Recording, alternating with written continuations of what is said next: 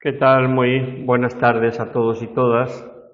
Hoy vamos a ver el tema 10 referido a los sistemas de memoria.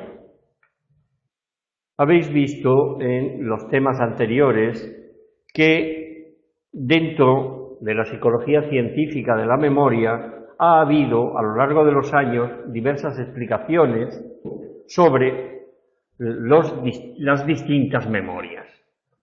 Así, William James, el fundador de la psicología americana, en 1890, planteó la existencia de una memoria primaria, que era inmediata, y una memoria secundaria, que era a largo plazo.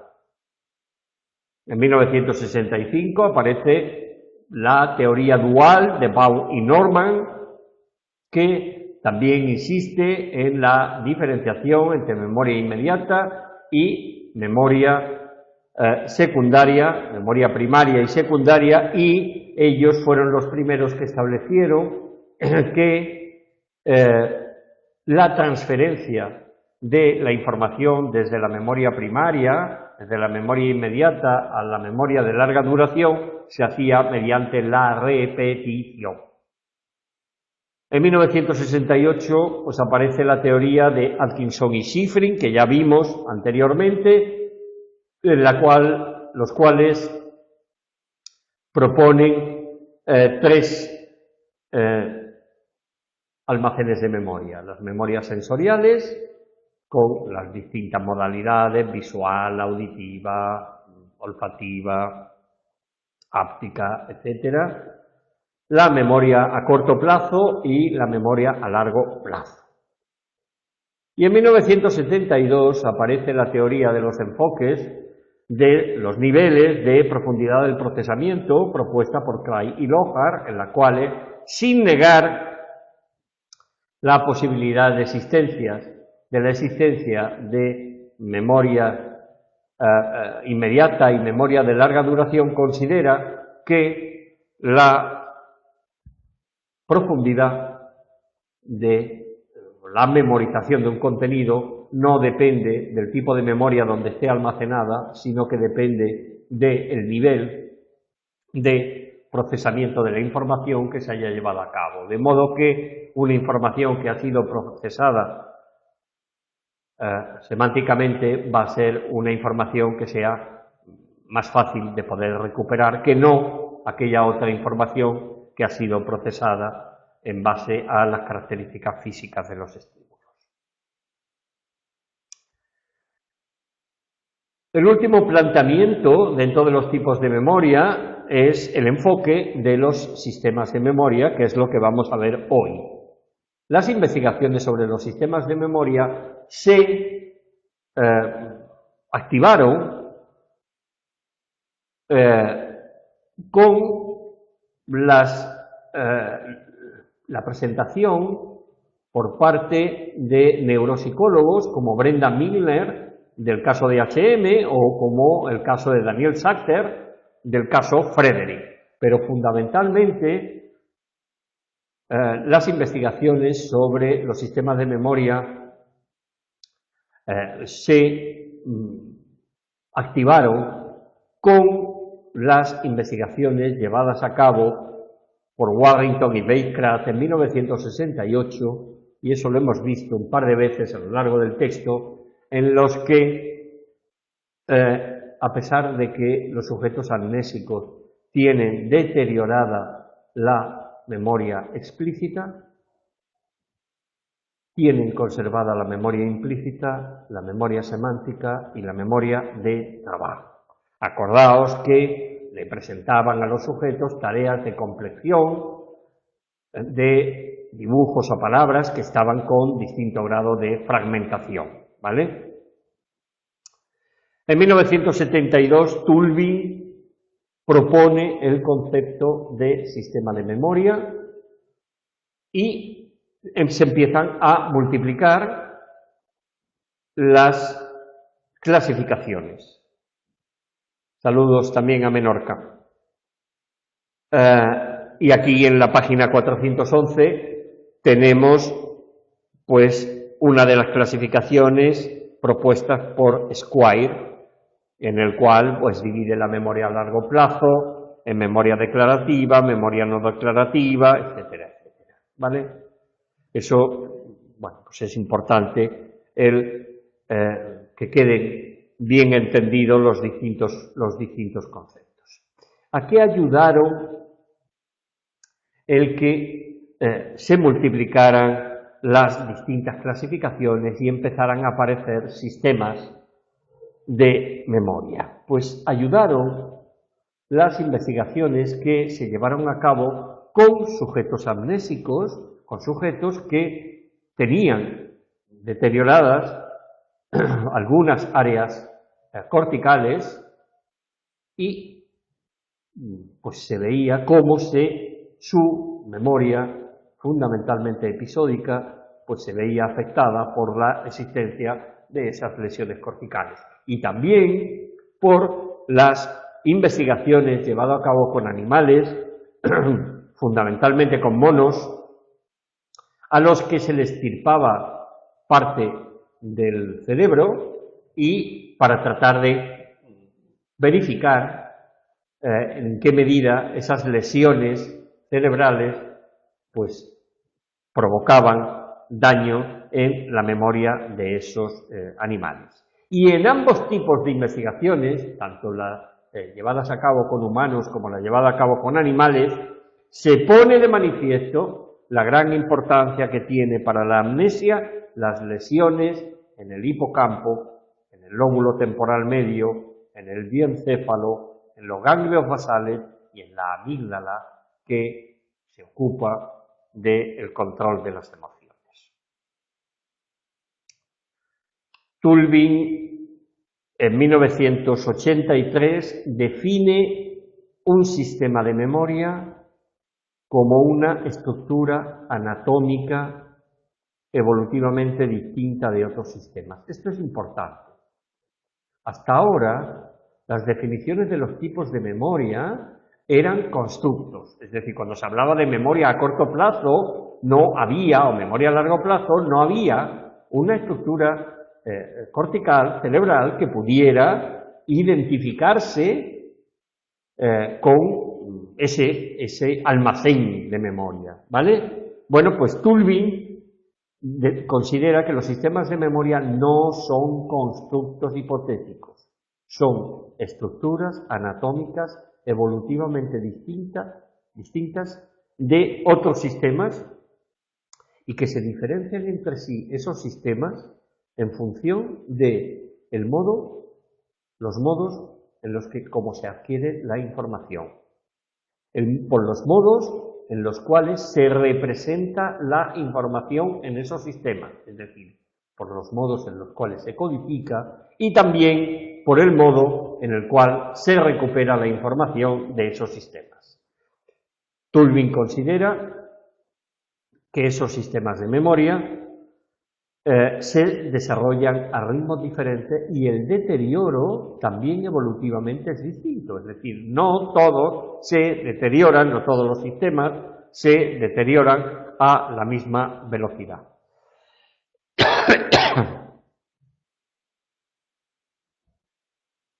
Otro aspecto importante de los planteamientos de Tulving es que los distintos sistemas de memoria funcionan paralelamente en el cerebro para mantener unitaria la conducta del sujeto, es decir, lo que podríamos denominar un yo cognitivo. Cada uno de los sistemas no puede ir a su aire, sino que tiene que haber una coordinación unitaria que pues confiera unidad a la persona. En 1994, Sachter y Tulving proponen 3 criterios para poder determinar la existencia de un sistema de memoria. El primero de esos criterios son operaciones de inclusión de clase. Un sistema permite realizar una variedad de tareas de una determinada clase, pero no de otras, ¿vale? La memoria episódica nos permite la memorización de determinados contenidos que son distintos que los de la memoria semántica. Propiedades y relaciones.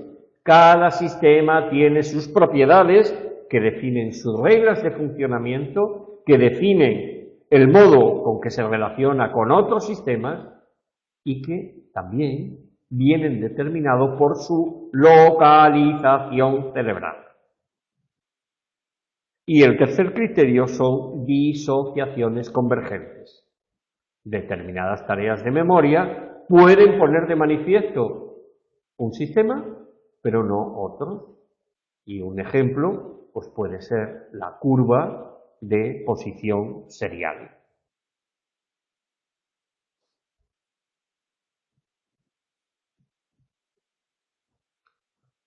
En la página 414 tenéis los sistemas de memoria propuestos por Sachter y Tulving en 1994. Yo sí me gustaría que tomarais un poco en consideración, no estoy de acuerdo cuando en el tercer sistema, que es memoria semántica, dice que el modo de recuperación es implícita. El modo de recuperación es implícito en el priming conceptual, pero no en otros tipos de actividades de la memoria semántica. Es decir, si a mí alguien me pregunta un determinado concepto, yo, de un modo activo, consciente, voy a mi memoria semántica y trato de sacar a la luz el contenido que tengo de ese concepto almacenado. Y eso lo hago de un modo declarativo, de un modo explícito, ¿vale? Bueno, os decía que en la tabla 10.1 de la página 414 están los 5 sistemas de memoria propuestos por Sachter y Tulving. Vamos a ir viendo algunos de los aspectos que en el texto aparecen de cada uno de estos sistemas de memoria. El primero es el sistema de memoria de trabajo. Sabéis que este sistema de memoria de trabajo es el que se ocupa del almacenamiento temporal de la información. Su capacidad es limitada, al igual que la retención de la información es limitada. De modo que, a no ser que haya un proceso activo de repetición continuada de esa información a los pocos segundos va a desaparecer de ese sistema de memoria de trabajo.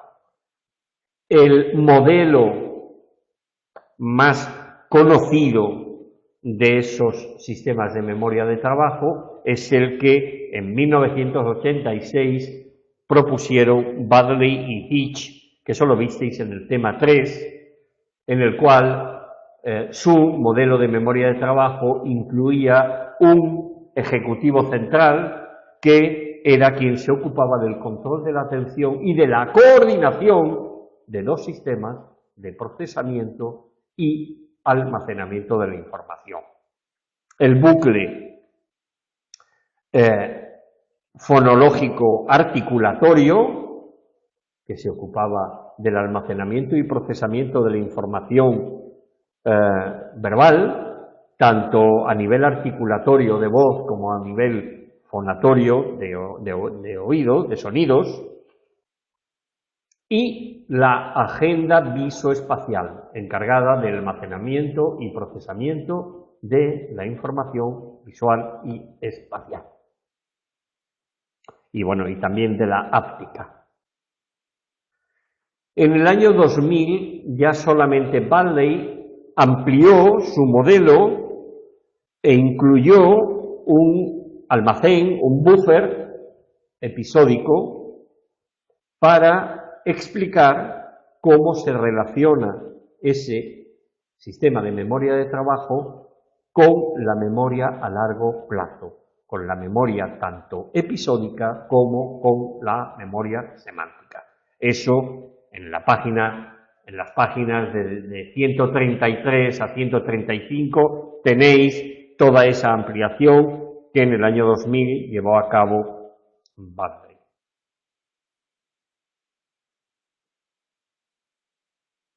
Sistema de memoria procedimental. Es el sistema más antiguo desde el punto de vista evolutivo porque representa la memorización de nuestras competencias, de nuestras habilidades, de nuestras destrezas, tanto desde el punto, a lo largo de nuestra vida, tanto desde el punto de vista motor como desde el punto de vista cognitivo. Este es un sistema no declarativo, cuyos contenidos no son saber qué, sino saber cómo, ¿vale? Y esas habilidades no decaen con el tiempo, no se pierden con el paso del tiempo, sino, aunque haya pasado mucho tiempo de que no se haya practicado, la simple práctica puede llegar a actualizar ese conocimiento que teníamos de esa destreza o esa habilidad.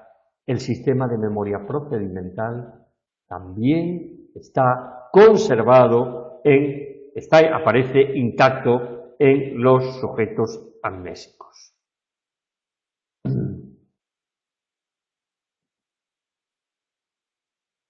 Sistema de representación perceptual. También es un sistema no declarativo, no consciente, formado por diferentes módulos que actúan sobre la forma u otras características de estímulos como palabras, como objetos.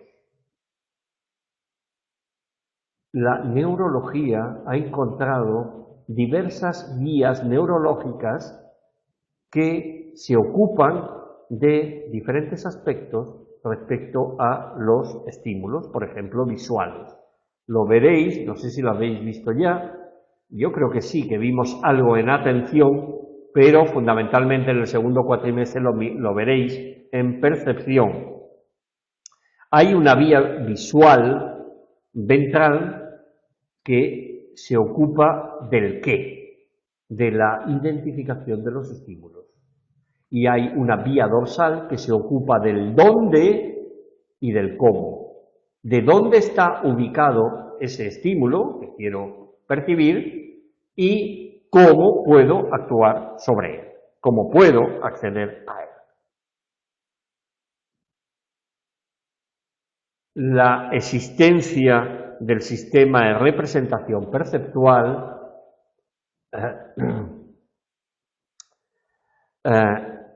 se puso de manifiesto con el descubrimiento del fenómeno del priming de repetición, que creo que a estas alturas todos sabéis lo que es.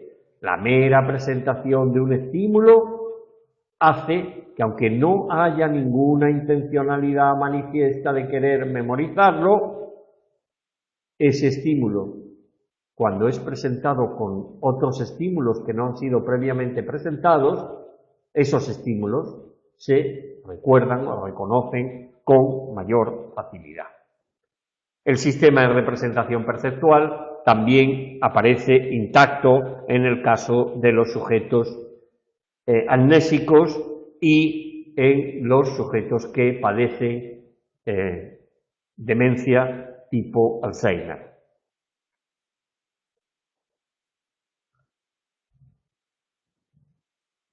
Sistema de memoria episódica. Este sistema contiene los recuerdos, las vivencias de nuestra vida que nos han ido ocurriendo a lo largo de nuestra vida y que hemos ido ordenando en el espacio y en el tiempo y codificando de un modo subjetivo en función de nuestro modo de percibir la realidad. Lo vimos cuando vimos el tema de la memoria episódica. En la medida en que nosotros somos protagonistas, nosotros interpretamos nuestra realidad y almacenamos la información en base a esa percepción nuestra de esa realidad.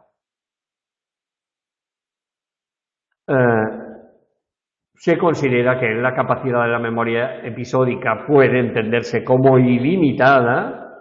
La recuperación es consciente y voluntaria, de modo que cuando alguien se obliga a sí mismo a recuperar un una vivencia del pasado, tiene que llevar a cabo un viaje en el tiempo para tratar de sacar a la luz pues ese contenido de esa vivencia que queremos evocar ante los demás. Acordaos que vimos el fenómeno de amnesia infantil, por tanto, esa memoria episódica se desarrolla a partir de los 2 años y medio, a partir de los 3 años. Es el tipo de memoria que más se ve deteriorada en los sujetos amnésicos y también se deteriora con el paso de la edad, a no ser que sean acontecimientos que por su valor emocional o porque son acontecimientos que con mucha frecuencia se van actualizando, son acontecimientos que siguen activos en nuestra memoria y por tanto tenemos facilidad como para poder recordarlos. Y el último sistema es el sistema de memoria semántica, que contiene pues todo el conocimiento que hemos ido alcanzando acerca del mundo, todos los conceptos, tenemos todo el léxico, todo el conjunto de palabras que sabemos, que nos permiten comunicarnos, y también tenemos almacenado las reglas y uso del lenguaje. Es importante matizar que en la memoria semántica nosotros tenemos consciencia de tener almacenado un concepto, una palabra, ¿vale?, un contenido, pero no tenemos conocimiento de cómo y cuándo adquirimos ese concepto, ¿vale?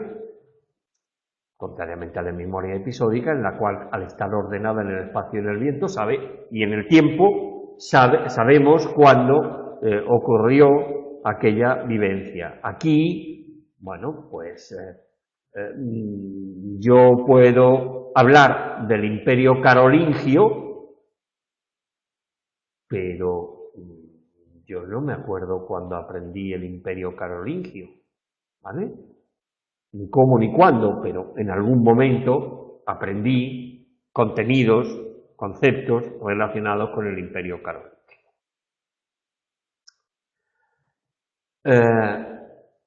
El olvido en la memoria semántica se produce fundamentalmente por interferencia y es un tipo de memoria que apenas se deteriora con la edad y está conservada en los sujetos amnésicos.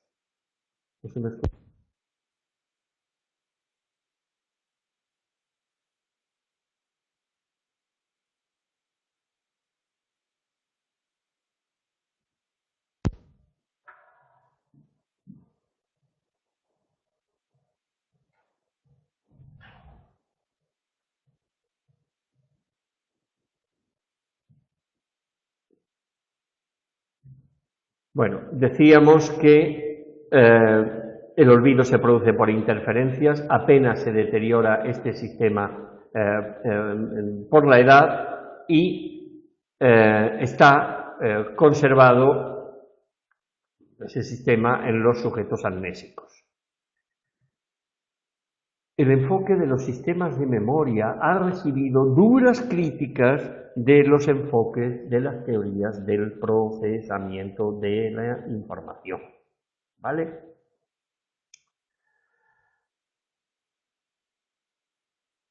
Estas teorías del procesamiento de la información no se basan en la existencia de sistemas distintos de memoria, sino en los procesos de codificación y recuperación de la información.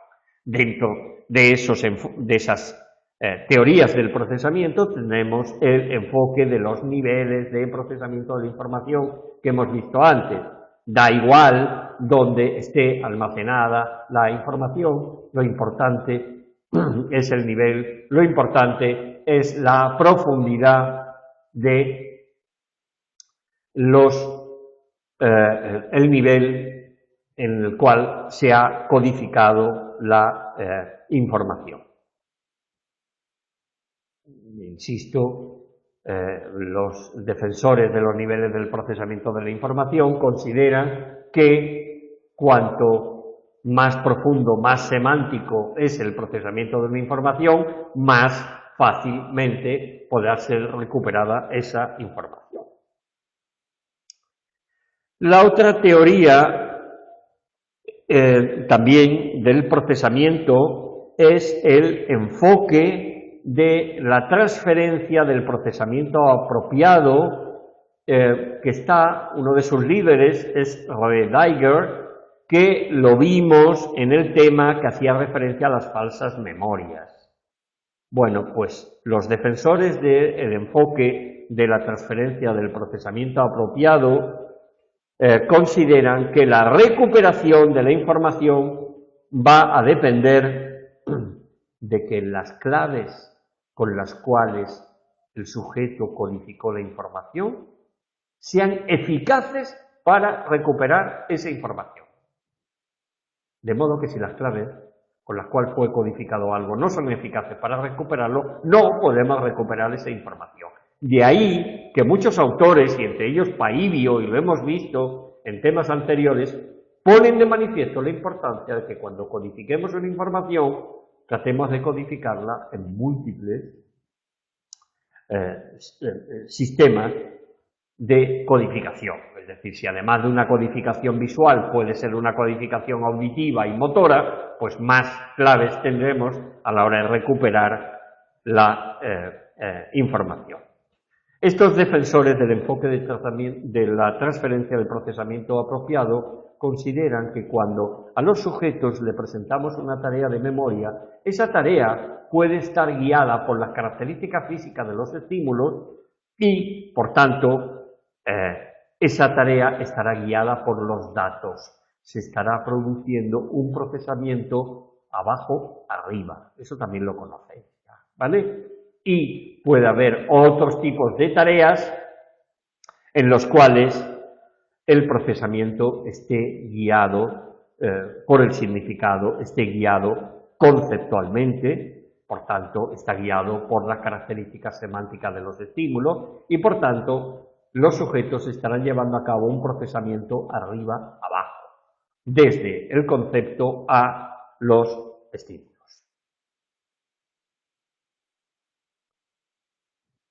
Los defensores de los sistemas de memoria y, en general, el enfoque de los niveles de procesamiento, y ya lo hemos visto eso en temas anteriores, han sido criticados porque utilizan explicaciones ad hoc. Resulta que defendemos que un procesamiento semántico va a tener una recuperación de la información más fácil que un procesamiento superficial. Vale, y ponemos a Pepito a que procese un estímulo semánticamente y los resultados no nos dicen eso. Bueno, ellos no dicen, caray, pues no, la verdad no parece ser cierta la teoría. Lo que dicen, bueno, es que Pepito, a pesar de que la tarea era semántica, no ha procesado semánticamente, ¿vale? Es decir, son explicaciones ad hoc que nunca permiten el falseamiento de una teoría, con lo cual no puede ser un enfoque científico, porque para que una teoría sea científica ha de permitir que sea falseada cuando los datos indiquen que son falseadas. A las teorías de la transferencia del procesamiento apropiado también se les critica de que, bueno, de que hay tareas que implican tanto un procesamiento guiado por los datos como un procesamiento guiado por el significado, ¿vale? Y no es mutuamente excluyente, sino que pueden estar guiadas por esos dos aspectos.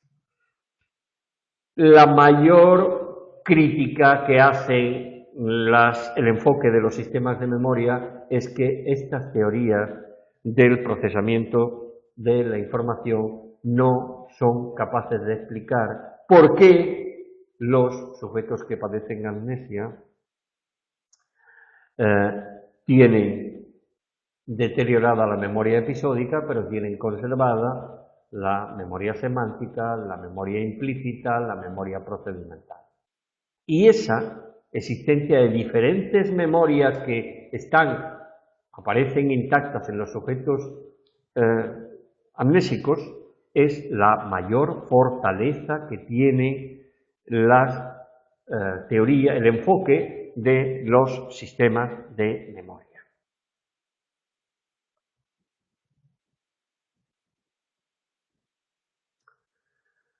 La neurociencia cognitiva sigue buscando evidencias de la existencia de diferentes sistemas de memoria a través de, fundamentalmente, las imágenes cerebrales, a partir de las neuroimágenes. De modo que, mediante procedimientos de registro neurológico, se puede conocer qué estructuras cerebrales se activan cuando los sujetos están llevando a cabo una determinada teoría. Hay que ver la visión que Iván Petrovich-Pavlov tuvo de que en su época él ya anticipaba lo maravilloso que sería el poder ver el cerebro de una persona mientras está conscientemente pensando algo, y utilizaba el símil de la iluminación, pensando que esa área del cerebro pues estaría más iluminada que no las otras áreas del cerebro que no estuvieran procesando esa información del sujeto. Bueno, esas son lo que hacen las técnicas de la neuroimagen. Lo hemos visto algunas veces, simplemente por encima lo pongo de manifiesto. Hay dos técnicas de neuroimagen fundamentales. Una es la PET, que es tomografía por emisión de positrones, que lo que se hace es inyectar en la sangre de las personas isótopos, átomos radioactivos como nitrógeno, flúor, etcétera, y estos isótopos radioactivos actúan como marcadores, de modo que, como anticipaba Pavlov, esas áreas quedan marcadas, quedan iluminadas, quedan diferenciadas, las áreas que se activan cuando los sujetos están llevando a cabo una determinada tarea. El problema de esta técnica es que es intrusiva, supone introducir isótopos radioactivos en los sujetos y eso, bueno, pues puede conllevar peligros para su salud. Por eso, en los años 90 apareció otra técnica que es la resonancia magnética funcional. Y ahí lo que hace es utilizar los niveles de oxígeno hay un indicador que es volt, que es los niveles de oxígeno que cada una de las regiones del cerebro está presentando. Y obviamente aquellas áreas cerebrales que están activadas van a generar un consumo mayor de oxígeno y por tanto se va a poder detectar qué áreas se están activando mientras el sujeto está llevando a cabo una determinada tarea. Qué duda cabe que la resonancia magnética funcional tiene ventajas sobre la tomografía por emisión de positrones porque no es intrusiva, no es invasiva, no es necesario introducir al paciente isótopos radioactivos, el tiempo de escaneo es muy corto, es de 1,5 segundos a 2 segundos, mientras que en la PET se necesita como mínimo 40 segundos de exposición. Tiene muy alta resolución porque con la resonancia magnética funcional se puede captar en una imagen la actividad de 10.000 neuronas y quizás el único inconveniente es su alto costo. Un aparato de resonancia magnética funcional puede estar más o menos sobre los $2 millones, lo cual no siempre es muy accesible a muchos centros hospitalarios. Bueno, pues a través de esas imágenes funcionales a través de esas imágenes neuronales mientras los sujetos están llevando a cabo determinadas tareas, se ha podido ver pues qué estructuras cerebrales se activan en los distintos sistemas de memoria. Y entonces tenemos un primer apartado que dice imágenes funcionales en la memoria de trabajo. Hemos dicho que la memoria de trabajo es un almacén temporal que recoge la información en un corto espacio de tiempo. Tanto estudios con primates como con seres humanos han puesto de manifiesto la intervención de la corteza prefrontal lateral. Cuando los estímulos son de naturaleza verbal, se activa la corteza prefrontal izquierda, y cuando los estímulos son de naturaleza visual, se activa, o espacial, se activa la corteza prefrontal derecha. Aquí tenéis, página 425-426, un estudio utilizando la resonancia magnética funcional de Despósito y colaboradores, en las cuales pues, ha podido constatar que cuando retenemos información en nuestra memoria de trabajo que podemos manejar, se activa la corteza prefrontal lateral ventral. Pero si por el contrario tenemos más información de la que podemos controlar, es decir, excede de nuestra capacidad de memoria, se activa la corteza prefrontal lateral dorsal. Imágenes funcionales y memoria episódica. Las neuroimágenes ponen de manifiesto la intervención del lóbulo temporal, medio de la corteza prefrontal y temporal, el hipocampo y áreas asociativas que proyectan en el hipocampo, como la corteza perirrinal,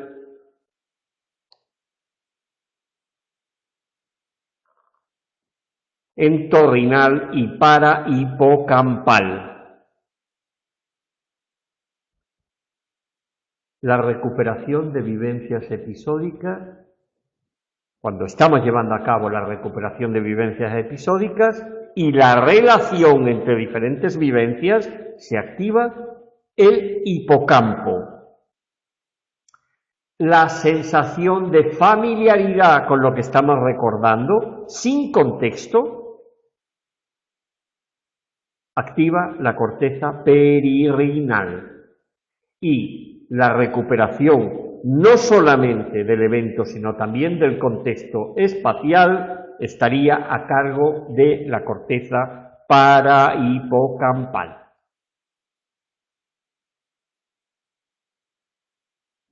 Correlatos neurales en la memoria implícita.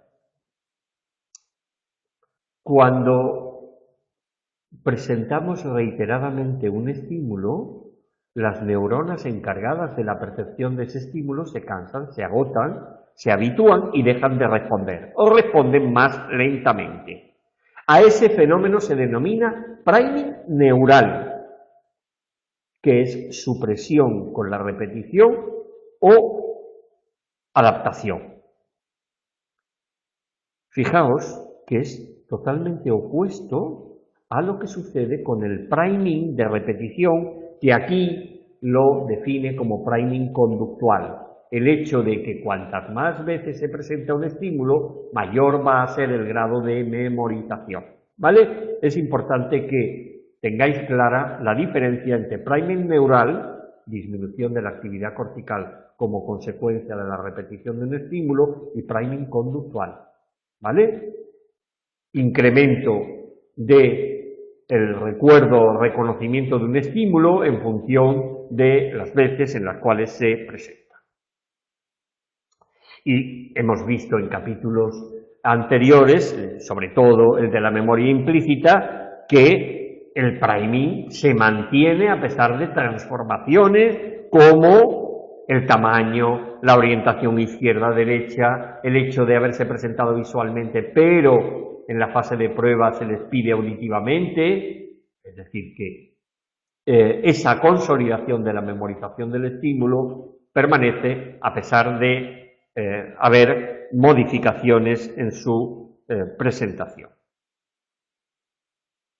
Bueno, pues a través de la resonancia magnética funcional se ha podido disociar la memoria explícita, que su activación implica bilateralmente al lóbulo temporal medio y la corteza prefrontal izquierda, en tanto que la memoria implícita, su activación va a depender de si el priming que aparece es un priming perceptivo o es un priming semántico.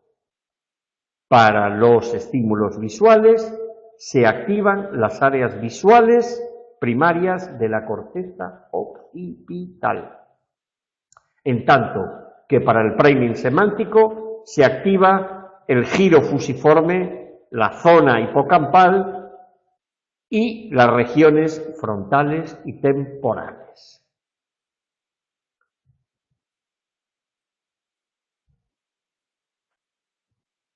Aquí aparece otro concepto que también os puede llevar un poco a confusión. Os insisto en que es importante que diferenciéis lo que es priming neural como supresión de la actividad cortical como resultado de la repetición, de la reiteración de un estímulo, y el priming conductual o priming de repetición, ¿vale? Relacionado con esto, Sachter y colaboradores, Daniel Sachter y colaboradores,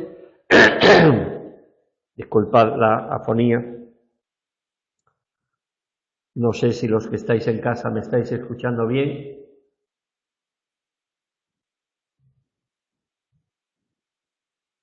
Bueno, parece que sí. Vale, gracias, Guzmán. Y gracias, Prat. Os decía que relacionado con esa diferenciación entre priming neural y priming conductual, Sachter y colaboradores revisaron una serie de estímulos viendo en qué áreas del cerebro correlacionaban ambos priming, el neural y el conductual, ¿vale? Y fruto de esa revisión de toda una serie de estudios, llegaron a la conclusión de que las correlaciones, y eso también tenéis en la página 431, tenéis la figura 10.7, la correlación entre el priming neural y el priming conductual aparece en las regiones prefrontales, ¿vale? Lo que aparece aquí en la figura 10.7 en color verde, y dice correlaciones robustas entre priming conductual y neural en esa región, ¿de acuerdo? Sin embargo, o no aparece o la correlación es muy baja, apenas aparece en las regiones corticales posteriores, en la corteza occipital. Por tanto, cuando estudie neurología todo esto lo vais a saber mejor, pero a efectos de exámenes quedaros con que la correlación entre el priming neural y el priming conductual sí será en la corteza prefrontal, pero apenas se da en la corteza occipital, ¿vale? Bueno, pues esto es todo lo que ha dado de sí este tema de los sistemas de memoria.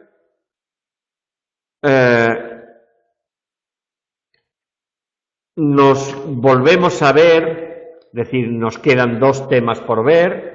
El capítulo 11, que son cambios de memoria con el envejecimiento, y el capítulo 12, que es entrenamiento de memoria y dado que todavía nos quedan 2 clases, el día 8 de enero y el día 15 de enero, vamos a tener pues posibilidad de poder ver esos temas sin ningún tipo de dificultad, de poder verlos en clase, ¿vale? Bueno, a mí solamente me resta desearos a todos que tengáis una feliz fiesta de Navidad, que lo paséis bien junto a vuestra familia, vuestros seres queridos, vuestros amigos, y que, bueno, pues que lo paséis muy bien en esas fiestas, y si le habéis pedido a Papá Noel o los Reyes, que sean pródigos con vosotros, y que os traigan muchos regalos. Nos vemos a la vuelta de las fiestas con esos temas que nos quedan, ¿vale? Pues feliz Navidad para todos.